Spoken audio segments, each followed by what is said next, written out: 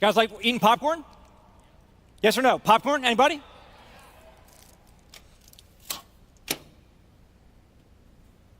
This is what you're doing with your business.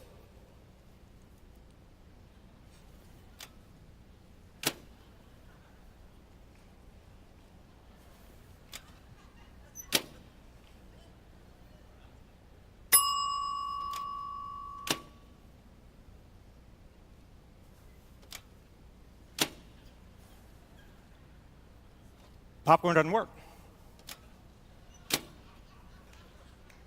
You can do that literally for the next 3 years. You will never eat popcorn.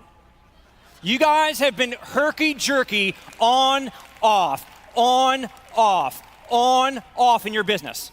You can't build the business for 3 weeks hard and then go take a couple weeks off and come back and work for a month, then go take a couple weeks off, come back for a month. That's why it's a momentum-based business. So if you want to eat this popcorn, it's going to be like this for years.